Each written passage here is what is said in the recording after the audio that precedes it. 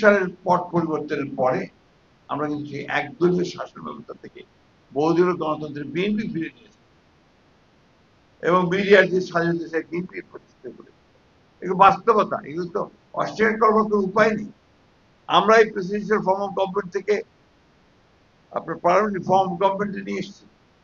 আমরা কেয়ারটেকার গভর্নমেন্টের ব্যাপারে আপত্তি করলেও আমরাই কিন্তু ইলেকশন করে পার্লামেন্টের সারা রাত জেগে আমরা কেয়ারটেকার গভর্নমেন্টের যে ব্যবস্থা বিধান সেটাকে আমরা পাশ করেছিলাম পার্লামেন্ট।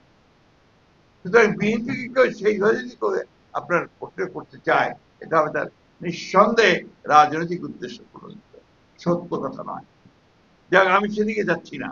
আমি যে কথা বলতে চাই যে এখন গতকাল আমাদের সংস্কার কমিশন, ঐক্যমত্য কমিশন, তারা তাদের রেকমেন্ডেশন তারা দিয়ে দিয়েছেন প্রধান উপদেষ্টার, প্রধান উপদেষ্টা সই আছে সেখানে, তিনিও এটার চেয়ারম্যান বোধহয়, কো চেয়ারম্যান ছিলেন এই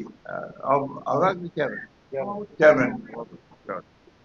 এখন অবাক বিষয় আমরা যেটা লক্ষ্য করছি যে আমরা খুব একেবারে অত্যন্ত পরিষ্কার ভাবে আমরা কিন্তু যে বিষয়গুলোর সঙ্গে আমরা একমত ছিলাম না, আমরা সেখানে নোট অফ ডিসেন্ট দিয়েছিলাম।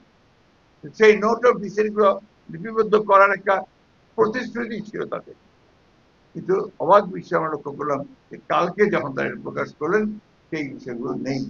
নোট অফ ডিসেন্ট গুলো পুরোপুরি উপেক্ষা করা হবে, ইগনোর করা হবে।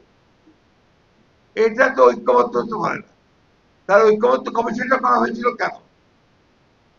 এই ঐক্যমত্য কমিশন, এটা আমি বলবো যে জনগণের সঙ্গে এটা একটা প্রতারণা, রাজনৈতিক দলগুলোর সঙ্গে এটা প্রতারণা, এবং এটা অবিলম্বে এই বিষয়গুলো যদি আপনার একটা ব্যাখ্যা বলেছেন সাকি সাহেব, আমি বলি যে এগুলো আপনার সংশোধন করা প্রয়োজন বলে আমি মনে করি।